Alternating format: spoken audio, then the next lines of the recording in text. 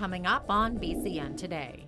It looks like a minority government for Justin Trudeau. Plus, a landslide victory for Conservative MP Rachel Harder. And Lethbridge police investigate a West Side shooting and an overnight kidnapping. We have the details. Your Canada. Your Southern Alberta. Your stories. From our studios in the heart of Lethbridge, it's BCN Today with Jeanette Roche. Good morning and thanks for joining us. It looks like Justin Trudeau will not be leaving Sussex Drive anytime soon. The Liberals took the win, but with a minority. They won 157 seats, mostly in Quebec and Ontario. That's 20 fewer seats than they won in the 2015 election. Following his victory, Trudeau addressed a crowd of supporters, stressing a newly won mandate from Canadians, despite winning fewer than half the seats and being wiped off the map in Alberta and Saskatchewan. From coast to coast to coast, tonight, Canadians rejected division and negativity. They rejected cuts and austerity, and they voted in favor of a progressive agenda and strong action on climate change. I have heard you, my friends. You are sending our Liberal team back to work, back to Ottawa with a clear mandate. We will make life more affordable. We will continue to fight climate change. We will get guns off our streets, and we will keep investing in Canadians. Much of the federal race really came down to a rally between the Liberals and Conservatives, with the Tories actually receiving most of the popular vote, 34.4% compared to 33.1% for the Liberals. But it still wasn't enough to beat the Liberals for seats. In the end, the Tories came out with 121 seats in the House of Commons. Conservative leader Andrew Scheer spoke to a room of Conservative supporters in his home riding of Regina after losing to Justin Trudeau. Well, tonight's result isn't what we wanted. I am also incredibly proud. Proud of our team, proud of our campaign, and proud of the bigger and stronger Conservative team that we will send to Ottawa. After the 2015 election, when Justin Trudeau looked unstoppable, when all the pundits and experts said it was the beginning of another Trudeau dynasty, that he would have 8 or even 12 years in power. But tonight, Conservatives have put Justin Trudeau on notice. And Mr. Trudeau, when your government falls, Conservatives will be ready and we will win. The NDPs won 24 seats last night with 2.8 million people voting for that party. NDP leader Jagmeet Singh is vowing his party will play a constructive role in the new parliament. In a speech after the federal election, Singh says, no matter what, the real winner is in this election will be the people. When we get back to Ottawa, every single day that we're in Parliament, New Democrats are going to be working hard to make sure your life is better, so that Canadians' life is better, so that people's life are better. Friends, throughout this campaign, I've heard a lot of stories about Canadians who are struggling and just want to build a good life, but are finding it harder and harder to do so. And to those Canadians, I want to say to you this tonight. New Democrats are going to Ottawa to fight for you. Here in Lethbridge, voter turnout was at nearly 72%. Conservative Rachel Harder won her seat back last night in a landslide victory of over 41,500 votes. Harder says she's grateful for all the support, but was disappointed with the outcome of another Liberal government. Ainsley O'Reilly was at Harder's campaign headquarters last night when the final numbers came in. Rachel Harder received more than 24,000 votes from Lethbridge residents. She opened by saying how humbled and honored she was by the win, and closed by saying, may God bless this constituency, your family, and Canada. A lot of her supporters here saying how much she loves Alberta as she heads to Ottawa to talk about the issues that matter most to Southern Albertans. I've never taken this riding for granted. I've always worked hard to make sure that I'm in the community and I'm building relationships and I'm understanding what's going on the ground here. I consistently come back from Ottawa to make sure that I'm invested in Lethbridge. Going forward, I'm committed to the same. Our priority will continue to be to hold the Liberals to account, to make sure that we're standing up on behalf of Canadians, making sure that our economy stays strong, making sure that we're holding the government accountable for building positive relationship on the world stage, making sure that we're building major infrastructure projects that are going to help further our economy, making sure that we're standing up for families, for the taxpayer, making sure that money is spent well. It's not okay that we're taking on the load of deficit that we are. It's not. It's not okay for this current generation, and it's certainly not okay for the next generation that inherits that. Local NDP candidate Shandy Blaiken took second place with over 9,000 votes, and Liberal Amy Bronson came in third here in Lethbridge with over 8,600 votes. Bronson says she was grateful that her overall party took a win last night, even though she did not win a seat in Ottawa. I think there are points of agreement that we really do see that I think are going to be good for Lethbridge, because we do care very much about seeing pharmacare, we care about seeing health care and access to a lot of services, as well as just keeping a good strong perspective of our nation nationally. I do think I personally, as a Liberal, am glad to see the Liberals taking the most seats right now, and I do think that that's hopeful for getting the values across that myself and my supporters and we've talked about here in the country as a whole, and having access to them here as well. Local Green Party candidate Stephanie Watson came away with just under 2,000 votes, while Grant Hepworth with the People's Party of Canada had just over 1,000 votes cast for him, and 674 voters showed support for Lethbridge's Mark Slingerland of the Christian Heritage Party. And surprise, it appears that kids think a lot like their parents do. In a national student parallel election held yesterday, students also elected a Liberal minority government. More than 1.1 million elementary students took part yesterday to coincide with the federal election. BCN's Loris Alexander was at Lakeview Elementary School yesterday, where students participated in Student Vote Canada 2019. They may be too young to vote in the 2019 federal elections, but students at Lakeview Elementary School were among thousands of Canadian kids lining up to cast ballots in mock elections. It's my first year doing a student vote with the grade 4s. They're the youngest of the kids that are eligible to do the student vote, and I just really wanted to start bringing their attention to voting in Canada and what that means to be a voter in a democracy. My students, they're only in grade 4, but they took it very maturely, and I was really proud of them.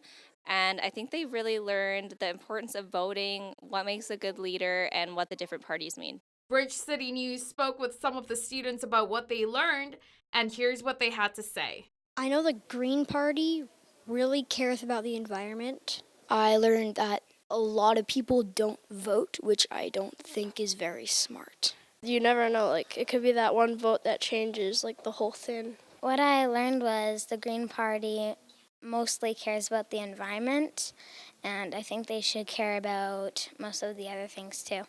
For the first time, Canadians 18 to 38 years old have surpassed baby boomers as the country's largest voting bloc. I'm 19, and I think definitely the younger generation has probably the biggest impact. It's our future, and definitely getting out and voting and having your say and just voting for the party that you best believe is going to represent the future that you want to see in Canada, I think is a really important idea. It's important to vote so that people can, first of all, get their voice out, and even if the party that you chose didn't win, it's just like a tally so that people in the future can see, oh, this party was actually kind of close. Maybe I shouldn't have gone with a safe vote of the Liberals, and I should actually go with what my gut was feeling. Since it's my first time voting here, and I think that it's important to take that step to show other people, like these kids here that are watching me, that it is important to vote if you want change to come to your country. It is, at the bottom line, it's important is what it comes down to. So if you want change, then make it happen. The Student Vote Canada 2019 results will be released following the close of official polls. For Bridge City News, I'm Loris Alexander. Thank you, Loris.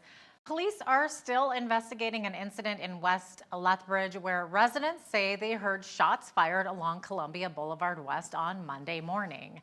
When people looked outside their homes, they saw a truck parked, which quickly drove away. According to neighbors, there was a strong police presence in a neighboring alley and at a home at 471 Columbia Boulevard. Approximately 9:20 this morning, police located that white SUV vehicle in the downtown core of Lethbridge after it was involved in a hit-and-run collision with another vehicle not involved. The SUV was eventually located and stopped and parked in a parking lot just in the west side of the Bay Mall here in downtown Lethbridge. Officers observed two females exit the vehicle and try to walk away from the scene. Both females were subsequently arrested as they walked from the area by police. A few minutes later, a male was also observed exiting the motor vehicle. The male began to run back into the downtown core and was subsequently arrested as he entered the Lethbridge courthouse. Further investigation by our officers on scene identified another possible male involved in the shooting, and he was subsequently arrested a short time later and found in possession of a firearm and ammunition.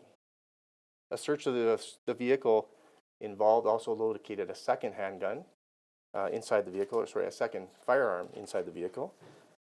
And also the vehicle was identified as being stolen from earlier this week in Lethbridge.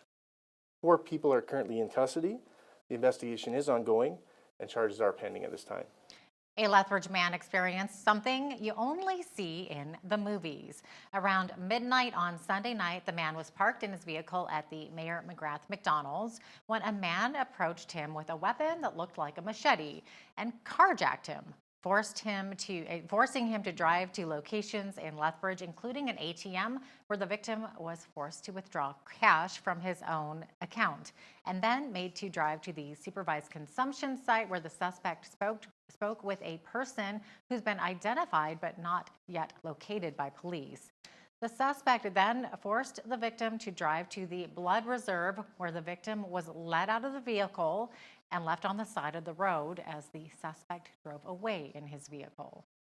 Eventually, they traveled out of Lethbridge to the Blood Indian Reserve, at which point the victim was able to exit his motor vehicle, and then the suspect stole his motor vehicle and took off to an undisclosed area.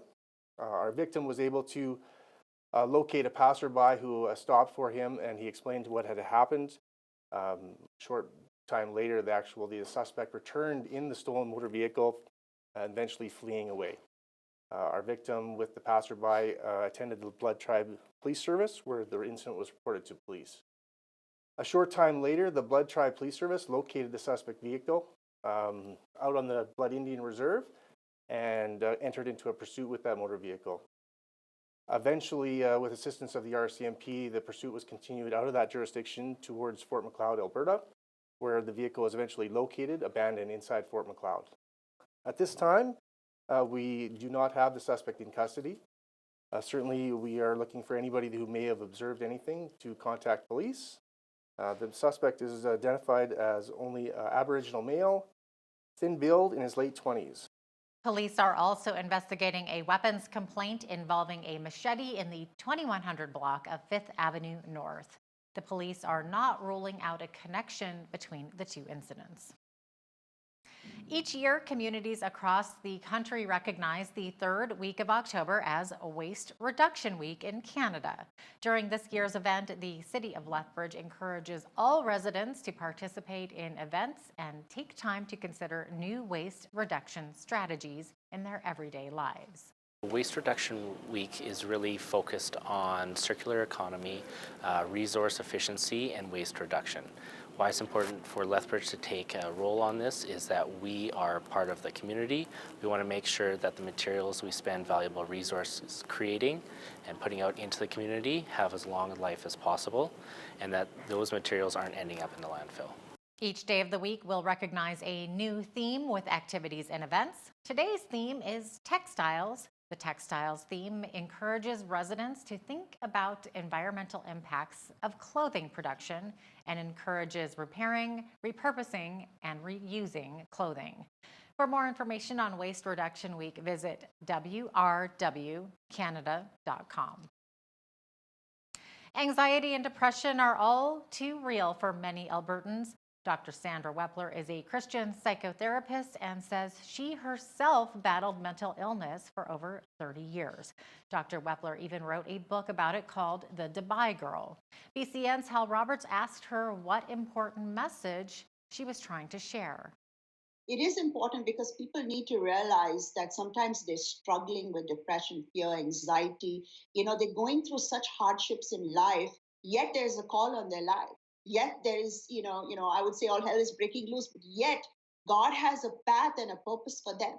And that they need to hang in there, and that they may think, why should I even write a book? Like, what is so special about me? But it's important because,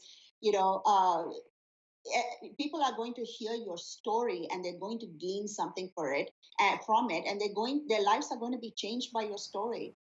Catch the full interview with Dr. Wepler discussing the best ways of dealing with anxiety and depression coming up in the second half of our show. A mix of sun and cloud today with 60% chance of showers this afternoon and a risk of a thunderstorm. Complete weather details are coming up after the break. Stay with us.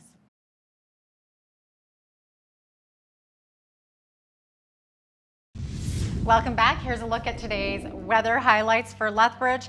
Today we're going to be seeing a chance of showers by this afternoon, and also there's going to be a lot of wind out there, gusting to 80 kilometers per hour by noon. High of 13 degrees though.